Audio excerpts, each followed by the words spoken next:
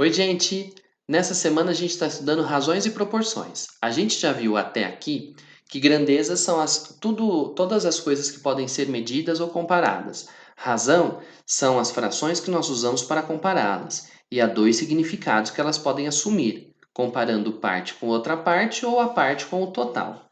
Nós vimos também algumas razões especiais, como velocidade média, densidade populacional ou densidade demográfica e escala, que são duas razões muito usadas em geografia, essas duas, e fizemos já dois exercícios. Comentei também o que é uma proporção e a sua propriedade fundamental, que é a multiplicação cruzada. Agora, quando a gente analisa as grandezas, existem grandezas que demonstram certo tipo de proporção. A proporção que grandezas proporcionais podem demonstrar, é a proporção direta ou a proporção inversa. Essas daqui são as maneiras de relacionar grandezas mais simples que tem. Quando duas grandezas A e B são diretamente proporcionais, quando a proporção é direta, a gente diz que a grandeza A é proporcional diretamente à grandeza B. Observe o símbolo. O símbolo é como se fosse aquele do infinito, não sei se você já ouviu falar. Opa! Mas aí o que a gente faz é apagar essa pontinha aqui, ó. Tá? Esse daí é o símbolo de proporcionalidade. É o símbolo de proporcionalidade.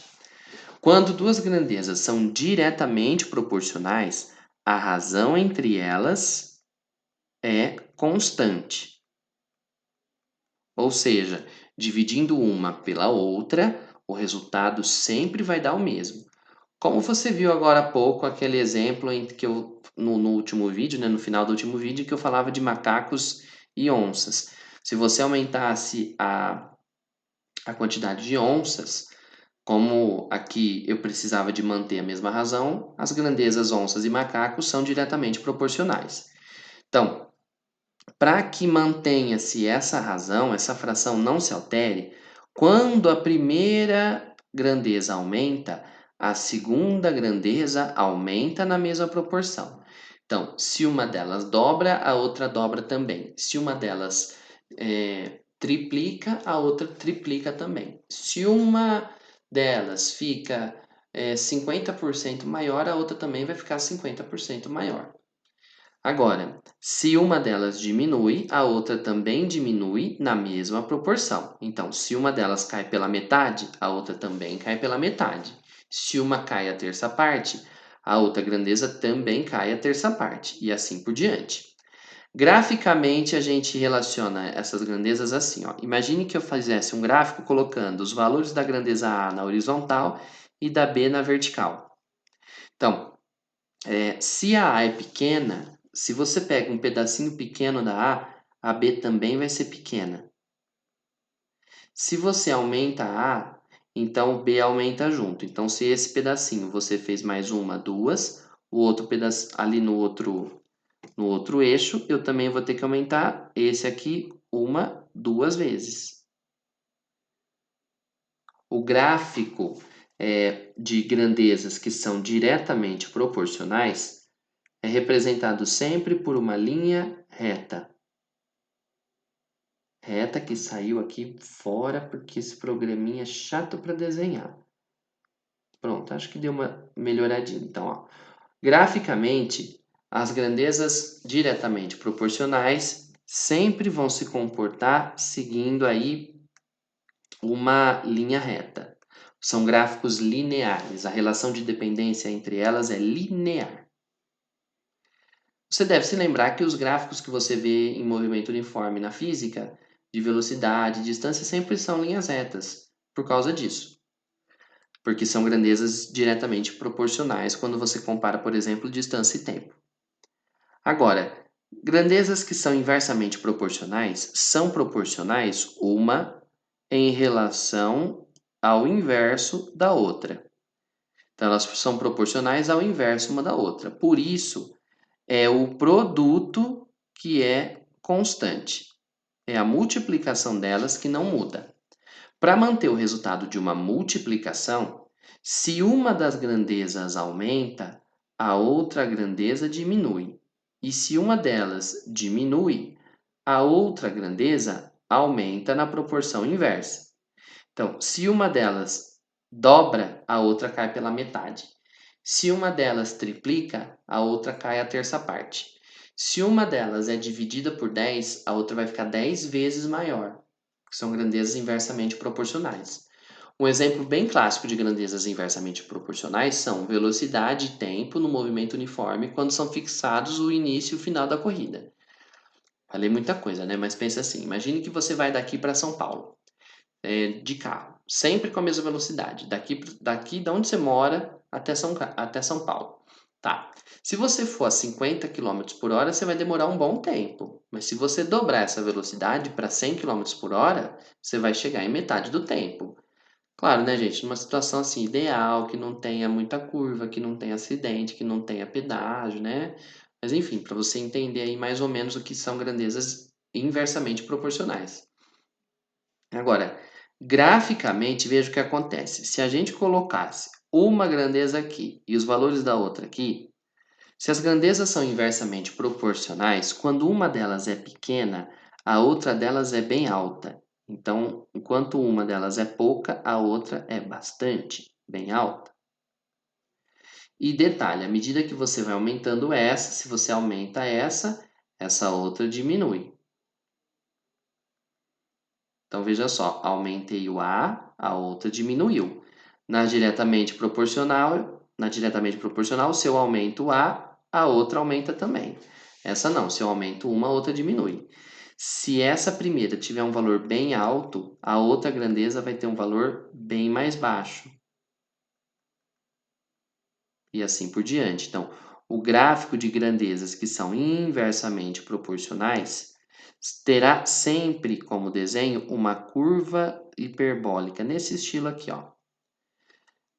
Se você ainda não estudou, quando você estudar os gases, você vai estudar, por exemplo, pressão e temperatura, pressão e volume. Quanto maior a pressão, menor o volume, assim por diante. Você vai observar gráficos como esse aqui, quando as grandezas são inversamente proporcionais. Agora, o último tópico que nós vamos falar, isso aqui nós vamos usar para caracterizar um outro tipo de problema que nós chamamos de divisão em partes proporcionais. Na semana seguinte, na semana que vem, aí nós vamos resolver problemas envolvendo regra de 3 simples e composta, que você já deve ter estudado alguma vez. Nesse caso, aí sim, nós vamos detalhar um pouco mais os probleminhas envolvendo isso. Por enquanto, nessa aula, a gente ainda não vai fazer regra de 3.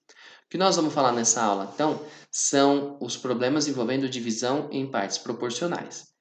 Imagine que você tem alguns bombons para distribuir entre os seus sobrinhos. E você vai distribuir, por exemplo, em relação à nota que cada um teve. Você pensa, como muita gente velha, e fala assim: ah, porque eu vou dar mais bombons pro meu sobrinho que tem maior nota. Quem tirou pouca nota vai receber menos bombons. Quando você distribui desse jeito, você está dando mais para quem tem maior nota. É meio que proporcional aí. Quem tira mais recebe mais. Se você tirar uma nota maior, você vai receber um número maior também. E se você tirar uma nota menor, a sua quantidade de bombons será menor também. Diminui de um lado, diminui do outro. Divisão dos bombons em partes diretamente proporcionais. Agora, existem aí outras concepções que dizem assim: se uma pessoa vai mal, você precisa de incentivá-la. Então, imagina que você decida fazer assim: olha, vou dar o bombom, mas vou dar bombom assim. Quem tirou a menor nota, eu vou dar mais bombons para incentivar essa pessoa, sei lá, às vezes está faltando energia, faltando açúcar no sangue para ela dar uma acordada para a vida.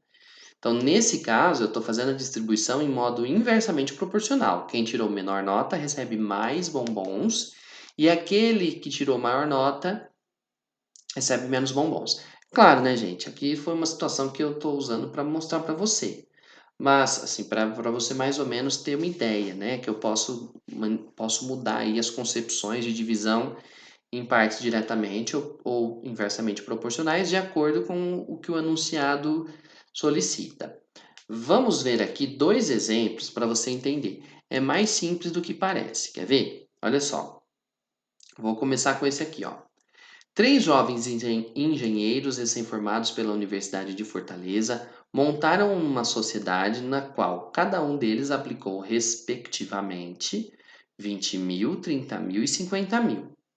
A empresa especializada em construções de quadras esportivas teve o seu primeiro balanço anual um lucro de 40 mil reais.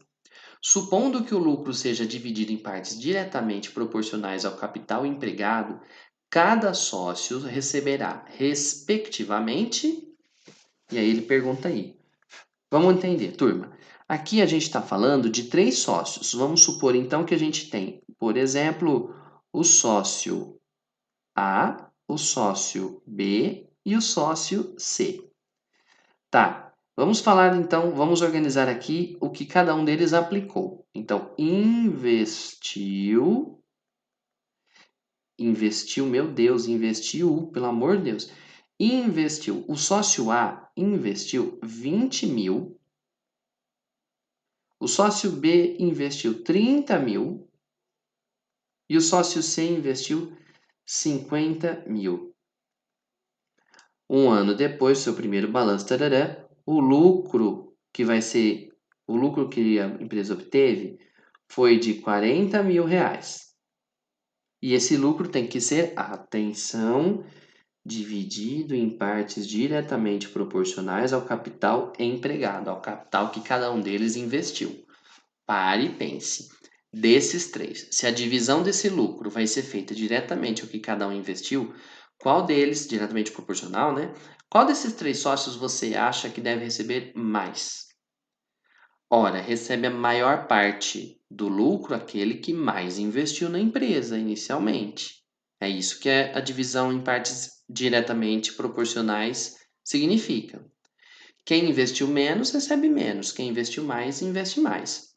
Agora, como que nós vamos organizar aí e descobrir quanto que cada um vai receber?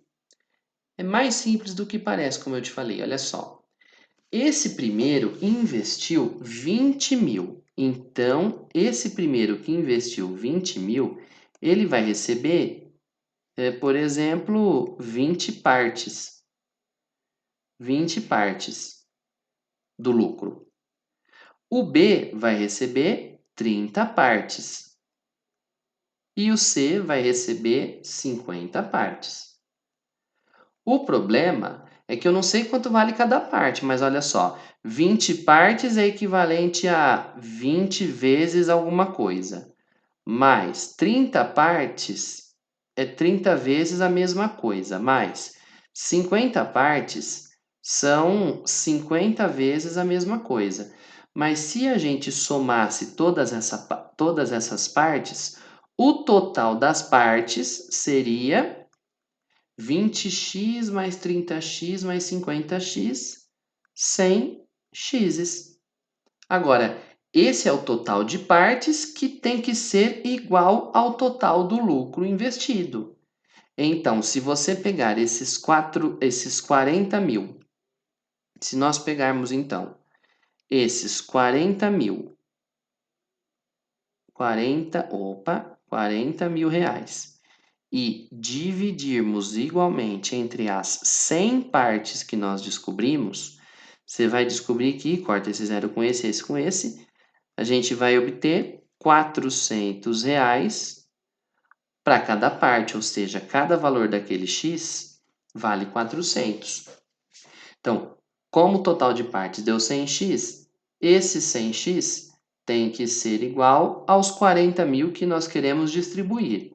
Então, cada xizinho vai ser igual a 400 reais.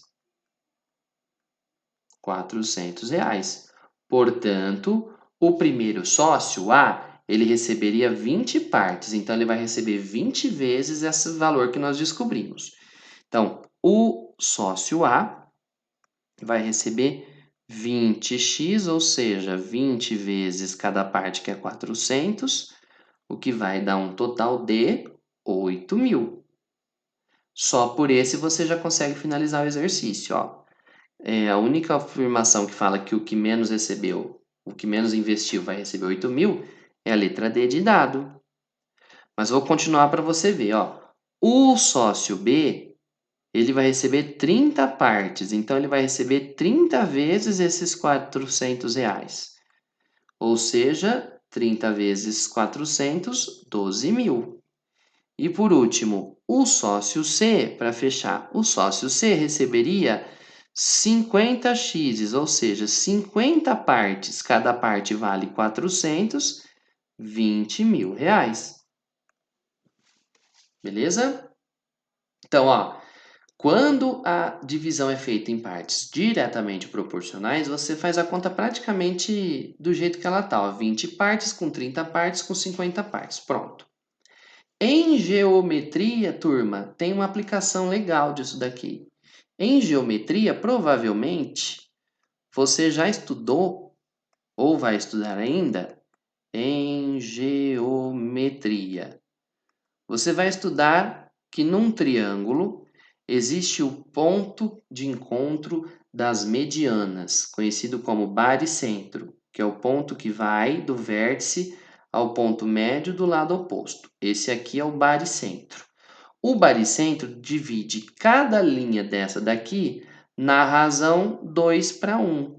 Ou seja, ele pega a linha toda e divide proporcionalmente, duas partes para cá e uma parte para o lado de lá. A parte maior é o dobro da parte menor. Então, essa outra linha, essa outra linha, mesma coisa.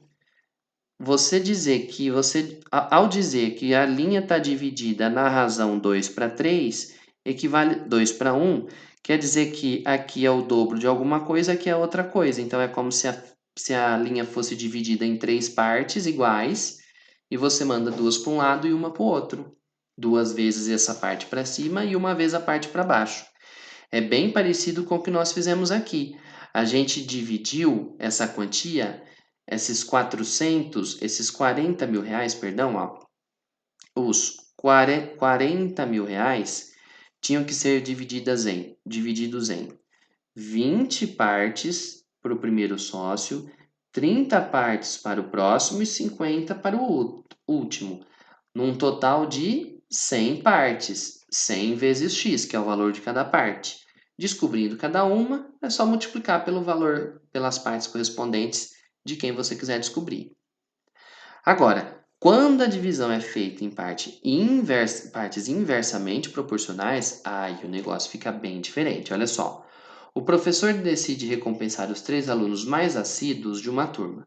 Para isso, leva para a sala uma caixa com 34 bombons. A distribuição será feita na proporção inversa do número de ausências. Se você vai recompensar os mais assíduos, você deveria saber quem veio mais, quem teve maior presença. Só que o professor trouxe a tabela de faltas. Então você vai ter que recompensar mais os alunos que tiverem menos faltas. Por isso que a distribuição será feita na proporção inversa. E as faltas estão na tabela abaixo. Determine quantos bombons cada um dos 3 alunos receberá. Muito bem, turma. Nós temos aqui o André com uma falta, a Bárbara com 2 faltas e o Carlos com 5 faltas. Então, o André tem 1, a Bárbara tem 2, o Carlos tem 3. Tem 5, perdão.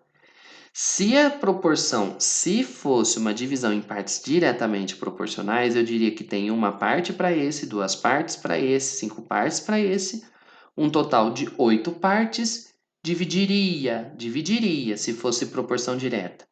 O total de bombons por essas 8 daria o valor de cada parte, aí eu multiplicaria pelo valor de cada um. Mas, como a divisão é inversa, você vai fazer o contrário. Então, você vai deixar eles proporcionais ao inverso. Então, a parte do A não é 1, é 1 dividido por 1. A parte do B não é 2, é 1 dividido por 2. E a parte do C é 1 dividido por 5.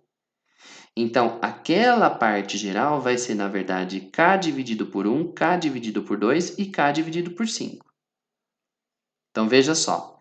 De novo, ó, se a divisão fosse diretamente, eu faria assim, ó, 1 para o A, 2 para o B, 5 para o C, Bota 1x, 2x, 5x. Direto. Se a proporção fosse direta, eu faria dessa maneira. Mas ele mandou eu fazer inverso. Então eu vou fazer quase a mesma coisa, só que ao invés de multiplicar, a gente vai dividir essa quantia. X dividido por 1, x dividido por 2, x dividido por 5, somando tudo, chegamos no total de 34. O MMC de 1, 2 e 5 é 10. Então a gente manda aqui 10 dividido por 1 dá 10 vezes x, 10x. Mais 10 dividido por 2 dá 5 vezes x, 5x. Mais 10 dividido por 5 dá 2 vezes x, 2x. Então, a gente vai ficar com... Ó, 10 está dividindo, vai para o outro lado multiplicando. Totalizam ali 17x são iguais a 340. Então, cada x vai ser igual a 340 por 17, que não é Leonardo, mas dá 20. Então, esse 20 é o que a gente vai se orientar para dividir cada parte para cada um. Então, o André vai receber x dividido por 1, lembra? Ali em cima, como você vê escrito. Então, ele vai receber 20 dividido por 1, 20 bombons. Já a Bárbara vai receber x dividido por 2. Então, a Bárbara vai receber 20 dividido por 2, 10 bombons. Por último, o Carlos vai receber x dividido por 5, ou seja, 20 dividido por 5, 4 bombons. Observe que o Carlos faltou mais, recebeu a menor quantidade. O André faltou menos, recebeu a maior quantidade. E a soma dessas quantidades interam os 34 bombons que o professor tinha na caixa desde o início. Ok? Gente, eu vou finalizar essa aula por aqui, mas primeiro, lembre-se, agora que você já viu alguns exemplos, já viu a teoria, faça os exercícios da tarefa mínima. Tente fazer todos os exercícios da tarefa mínima. Na semana que vem a gente vai resolver problemas envolvendo regra de 3 simples e composta, e para você compreender bem lá, você precisa saber muito bem os exercícios daqui. Tente fazer os exercícios da tarefa mínima. Se quiser, faça os do Enem. E se for o caso e tiver interesse de aprofundar, faça os exercícios da sessão de aprofundamento. Bons estudos e até a próxima semana. Tchau!